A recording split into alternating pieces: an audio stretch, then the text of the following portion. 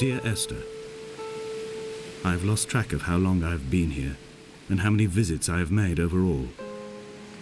Certainly the landmarks are now so familiar to me that I have to remind myself to actually see the forms and shapes in front of me.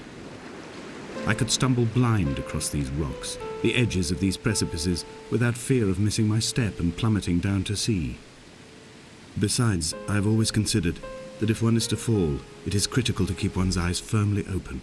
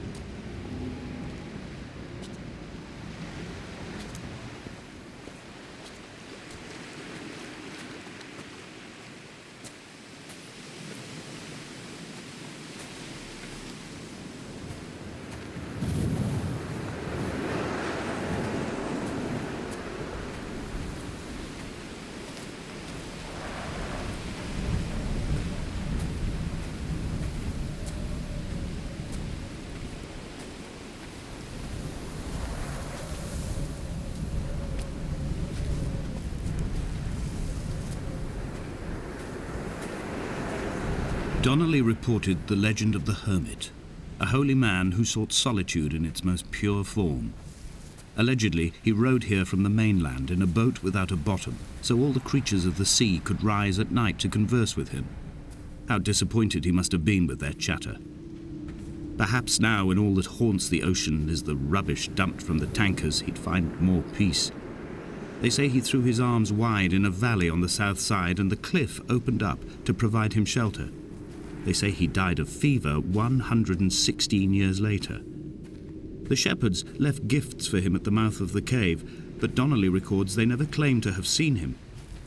I have visited the cave and I have left my gifts, but like them, I appear to be an unworthy subject of his solitude.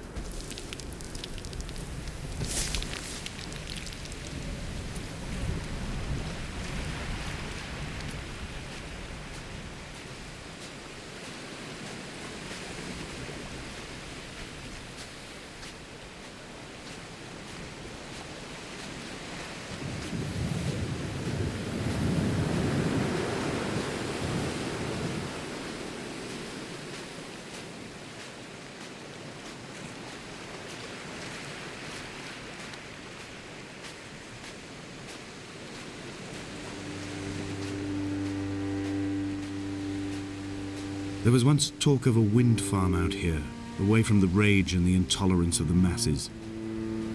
The sea, they said, is too rough for the turbines to stand. They clearly never came here to experience the becalming for themselves. Personally, I would have supported it. Turbines would be a fitting contemporary refuge for a hermit. The revolution and the permanence.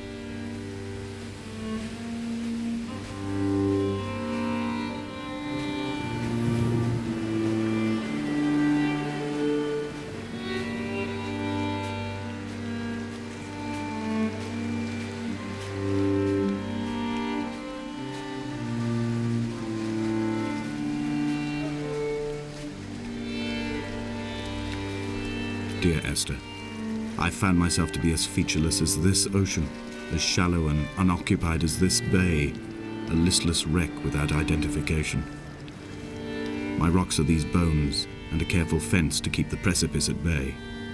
Shot through me caves, my forehead a mount. This aerial will transmit into me so.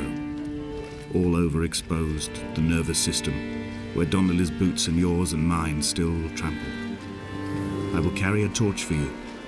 I will leave it at the foot of my headstone. You will need it for the tunnels that carry me under.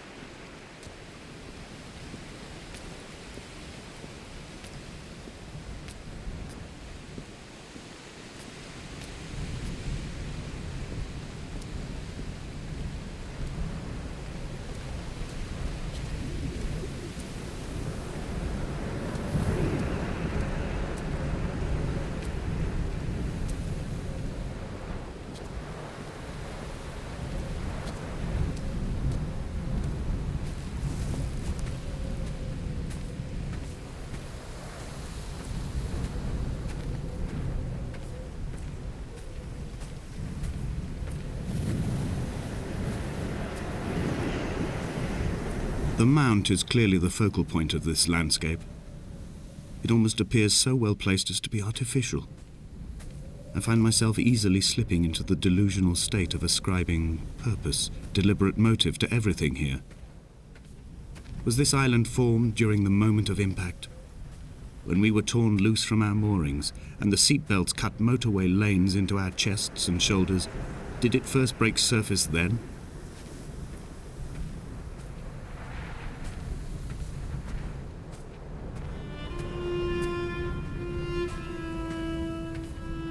When someone had died or was dying, or was so ill they gave up what little hope they could sacrifice, they cut parallel lines into the cliff, exposing the white chalk beneath. You could see them from the mainland or the fishing boats, and know to send aid or impose a cordon of protection, and wait a generation until whatever pestilence stalked the cliff paths died along with its hosts. My lines are just for this: to keep any would-be rescuers at bay. The infection is not simply of the flesh.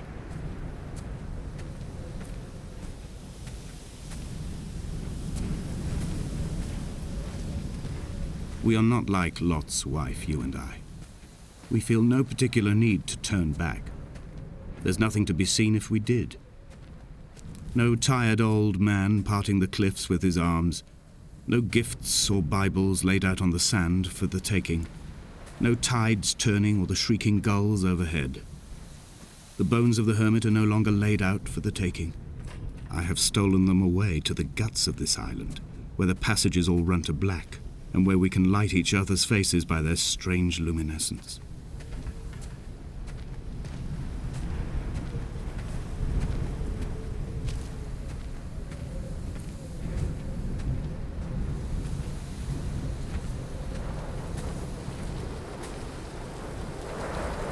Dear Esther, I met Paul. I made my own little pilgrimage. My Damascus, a small semi-detached on the outskirts of Wolverhampton. We drank coffee in his kitchen and tried to connect to one another. Although he knew I hadn't come in search of an apology, reason or retribution, he still spiraled in panic, thrown high and lucid by his own dented bonnet. Responsibility had made him old. Like us, he'd already passed beyond any conceivable boundary of life. This hermit, this seer, this distant historian of bones and old bread, where did he vanish to? "Why?" asked the farmers. "Why?" asked Jakobson. "Why bother with your visions at all, if you're just to throw your arms up at the cliff and let it close in behind you and seal you into the belly of the island, a museum shut to all but the most devoted?"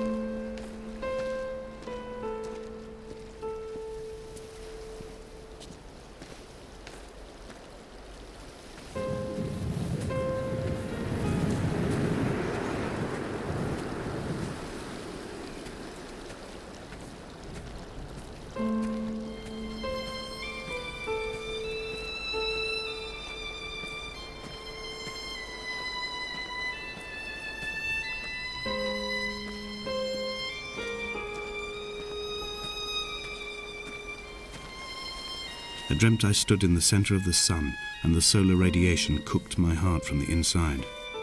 My teeth will curl and my fingernails fall off into my pockets like loose change. If I could stomach, I'd eat, but all I seem capable of is salt water. Were the livestock still here, I could turn feral and gorge. I'm as emaciated as a body on a slab, opened up for a premature source of death. I've rowed to this island in a heart without a bottom, all the bacteria of my gut rising up to sing to me.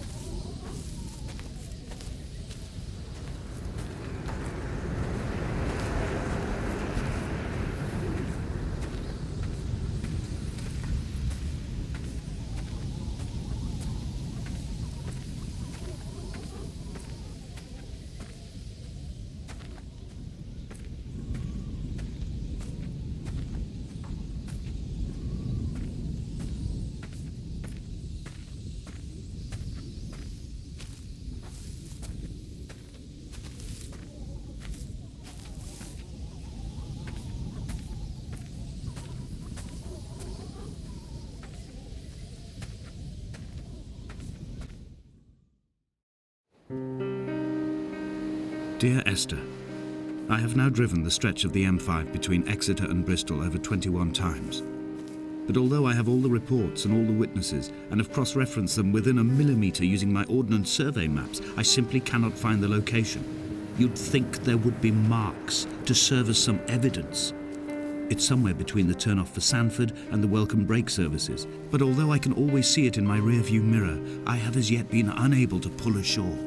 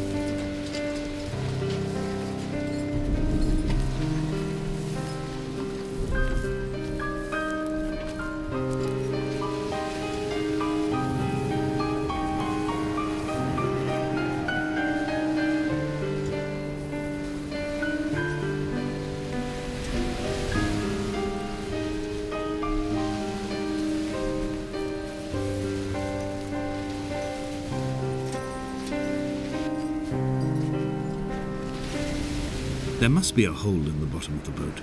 How else could new hermits have arrived?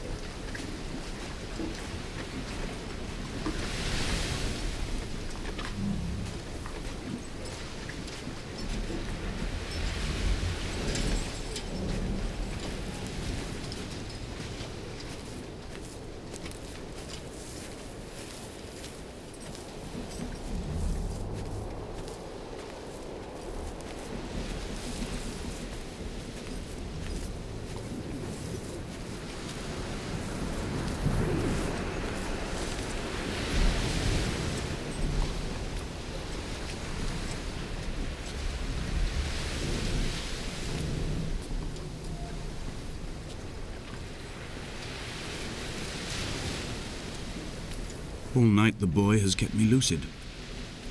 I sat, when I was at the very edge of despair, when I thought I would never unlock the secret of the island, I sat at the edge and I watched the idiot boy blink through the night. He's mute and he is retarded, and he has no thought in his metal head but to blink each wave and each minute aside until the morning comes and renders him blind as well as deaf-mute. In many ways, we have much in common.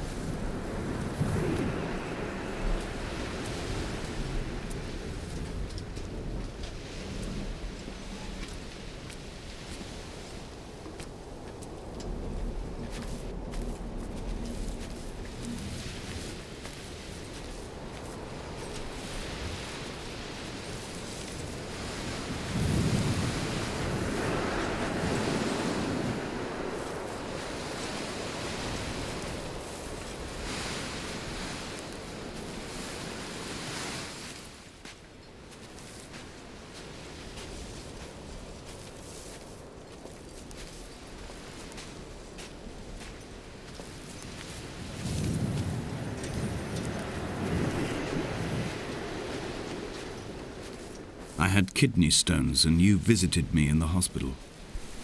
After the operation, when I was still half submerged in anesthetic, your outline and your speech both blurred. Now my stones have grown into an island and made their escape, and you have been rendered opaque by the car of a drunk.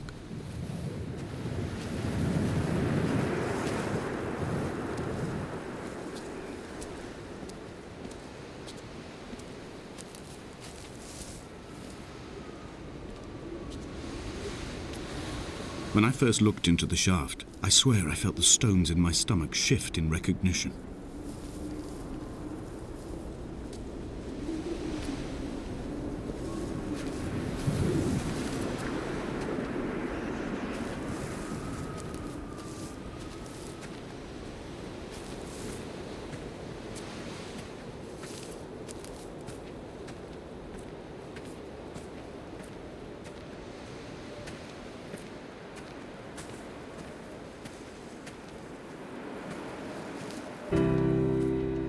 I've begun my ascent on the green slope of the western side.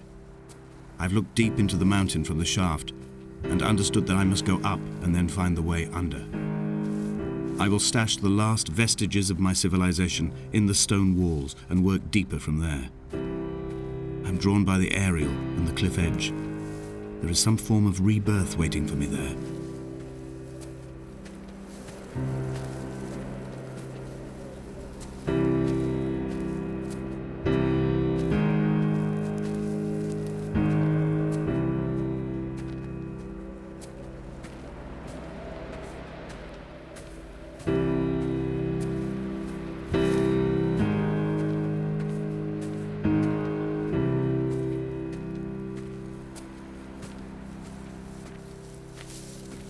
bothy was constructed originally in the early 1700s. By then, shepherding had formalized into a career. The first habitual shepherd was a man called Jakobson, from a lineage of migratory Scandinavians. He was not considered a man of breeding by the mainlanders. He came here every summer whilst building the bothy, hoping eventually that becoming a man of property would secure him a wife and a lineage. Donnelly records that it did not work. He caught some disease from his malcontented goats and died 2 years after completing it. There was no one to carve white lines into the cliff for him either.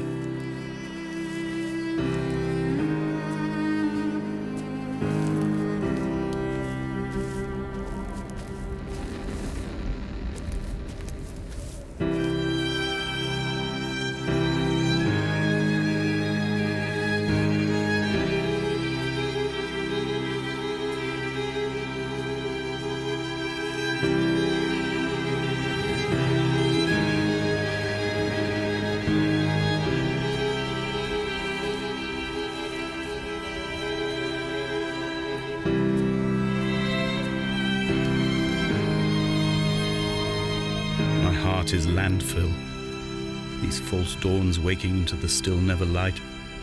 I sweat for you in the small hours and wrap my blankets into a mass. I have always heard the waves break on these lost shores, always the gulls forgotten. I can lift this bottle to my ear, and all there ever is for me is this Hebridean music.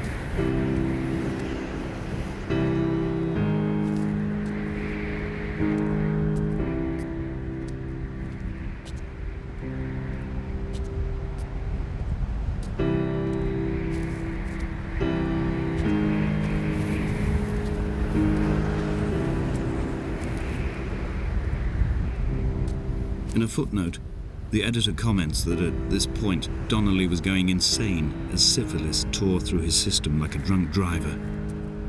He's not to be trusted. Many of his claims are unsubstantiated, and although he does paint a colourful picture, much of what he says may have been derived directly from his fever. But I've been here, and I know, as Donnelly did, that this place is always half imagined. Even the rocks and caves will shimmer and blur with the right eyes.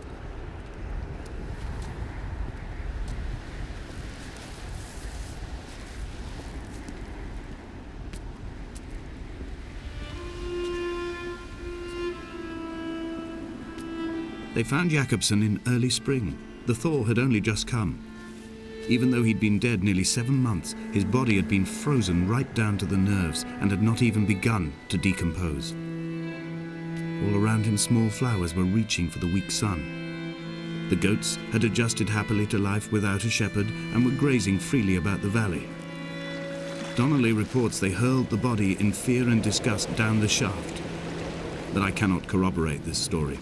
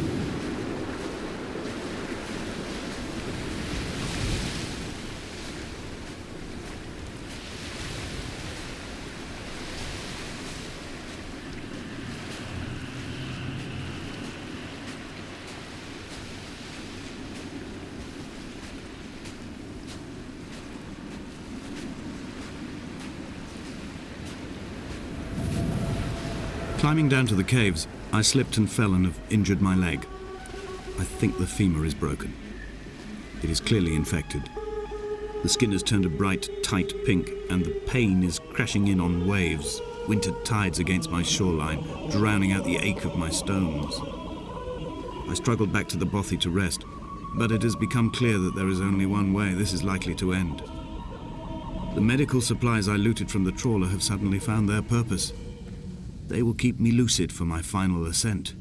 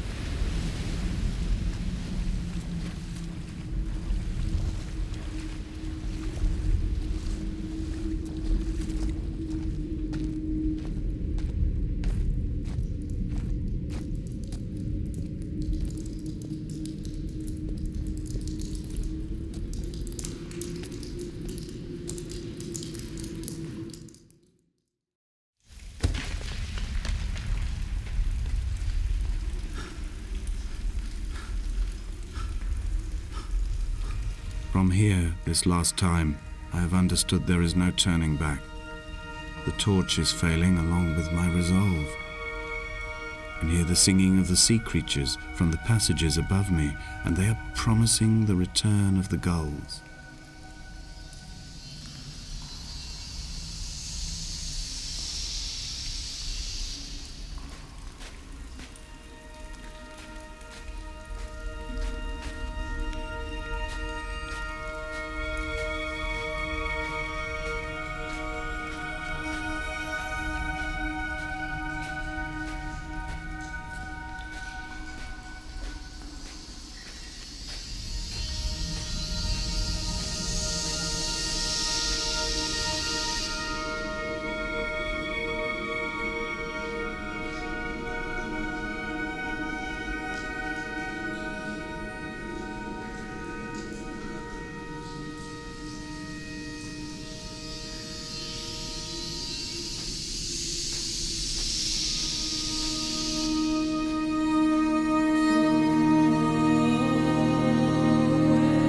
Stop the traffic back as far as the Sandford Junction and come up the hard shoulder like radio signals from another star. It took 21 minutes for them to arrive. I watched Paul time it to the second on his watch.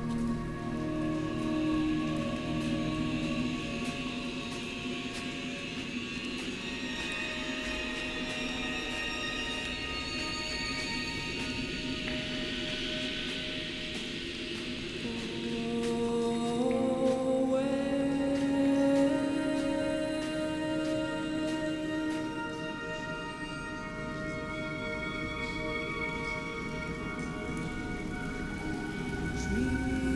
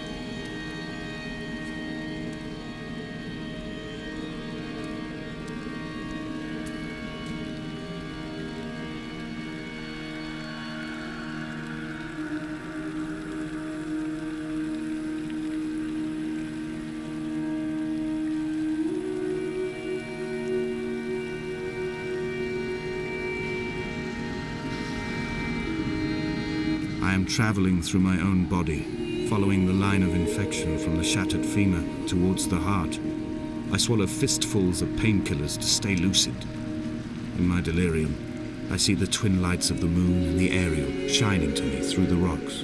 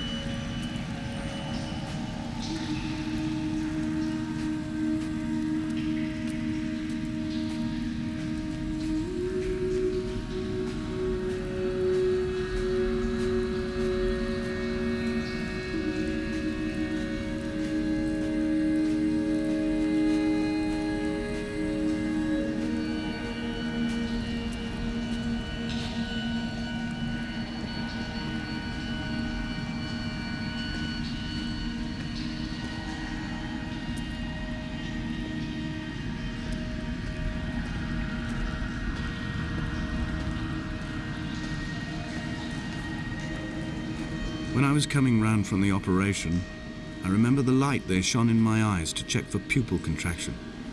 It was like staring up at a moonlit sky from the bottom of a well. People moved at the summit, but I could not tell if you were one of them.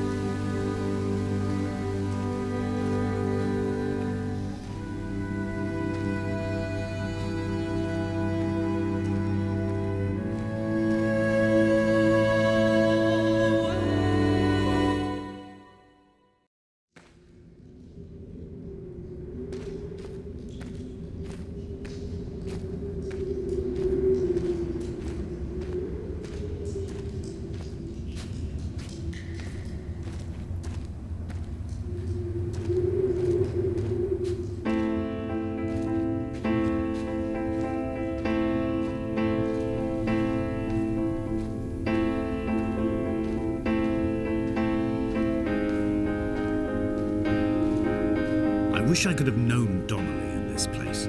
We would have had so much to debate. Did he paint these stones or did I? Who left the pots in the hut by the jetty? Who formed the museum under the sea? Who fell silently to his death into the frozen waters? Who erected this godforsaken aerial in the first place? Did this whole island rise to the surface of my stomach, forcing the gulls to take flight?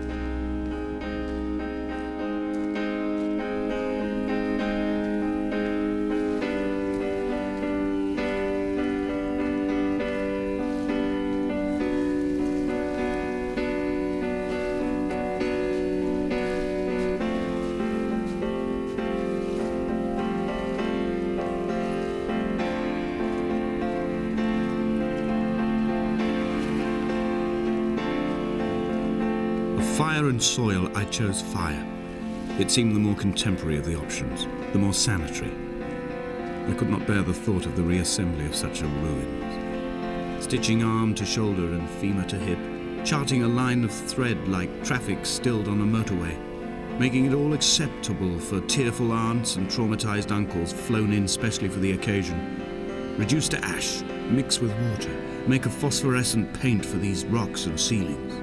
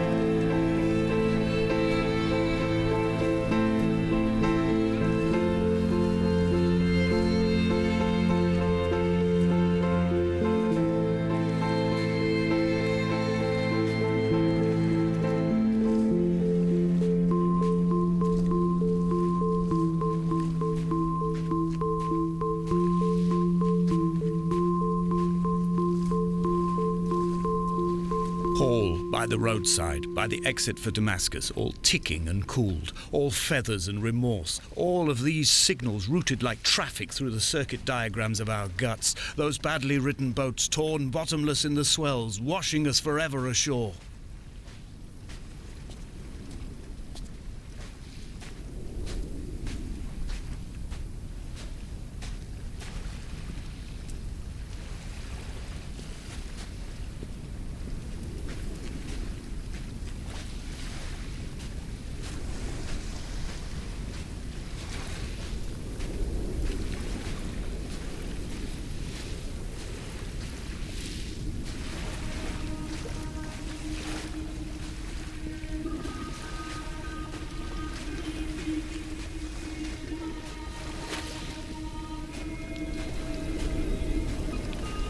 From here, I can see my armada.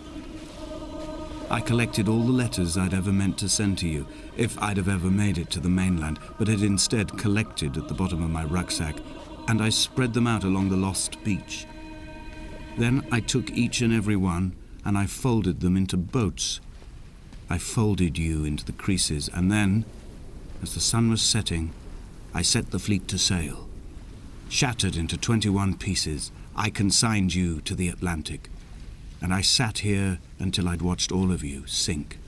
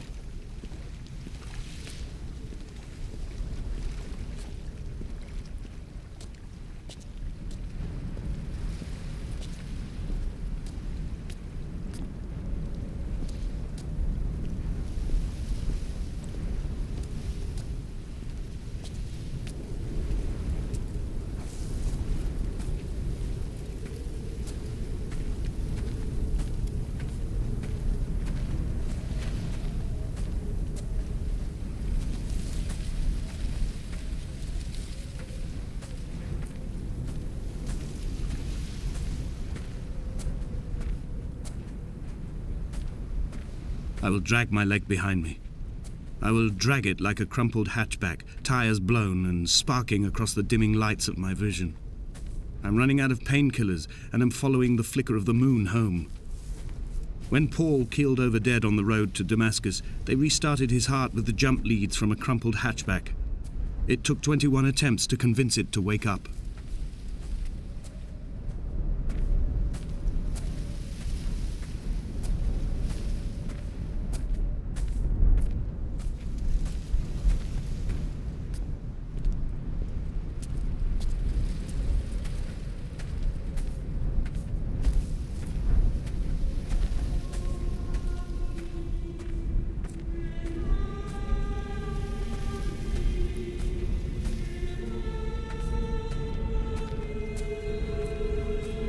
I've begun my voyage in a paper boat without a bottom. I will fly to the moon in it.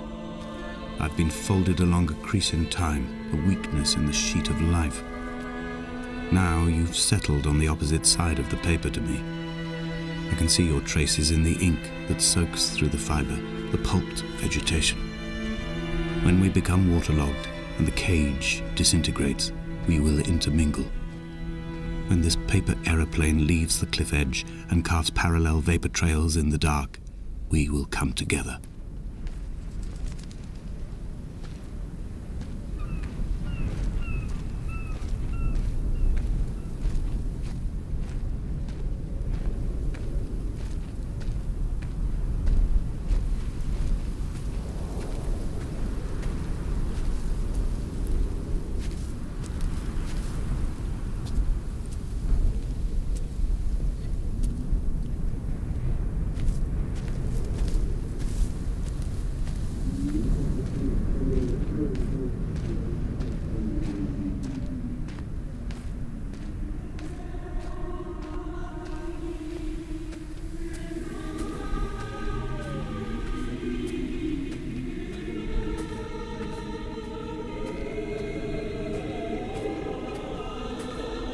If only Donnelly had experienced this, he would have realized he was his own shoreline, as am I.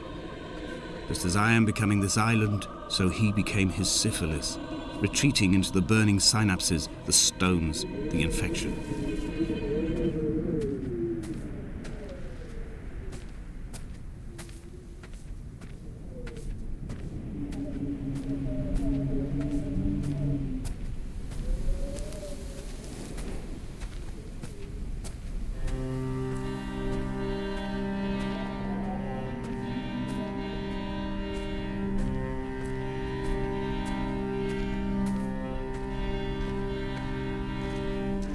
bent back like a nail, like a hangnail, like a drowning man clung onto the wheel, drunk and spiraled, washed onto the lost shore under a moon as fractured as a shattered wing.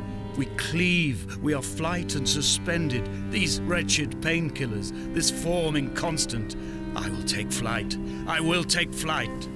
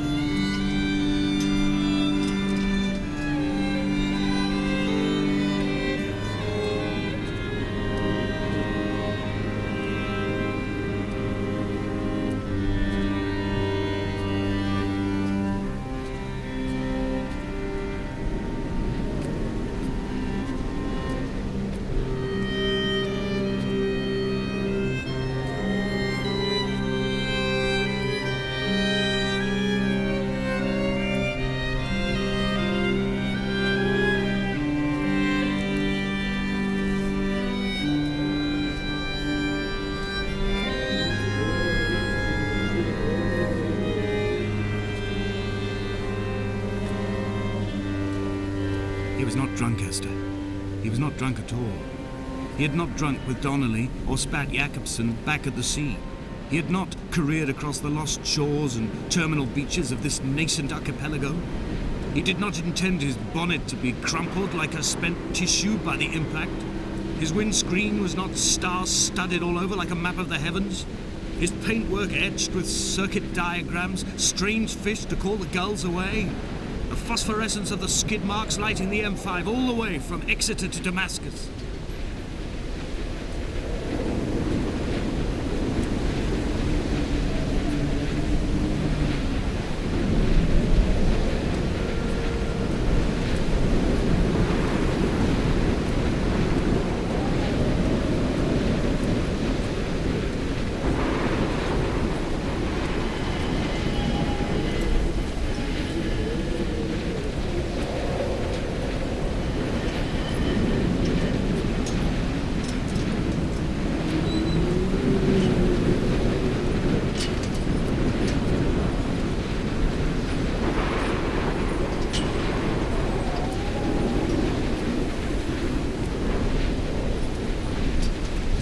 We will leave twin vapor trails in the air, white lines etched into these rocks.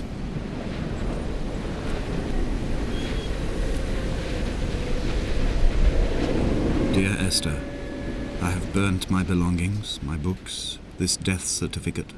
Mine will be written all across this island. Who was Jakobson? Who remembers him? Donnelly has written of him, but who was Donnelly? Who remembers him? I have painted, carved, hewn, scored into this space all that I could draw from him. There will be another to these shores to remember me. I will rise from the ocean like an island without bottom, come together like a stone, become an aerial, a beacon that they will not forget you. We've always been drawn here. One day the gulls will return and nest in our bones and our history. I will look to my left and see Esther Donnelly flying beside me. I will look to my right and see Paul Jakobson flying beside me. They will leave white lines carved into the air to reach the mainland, where help will be sent.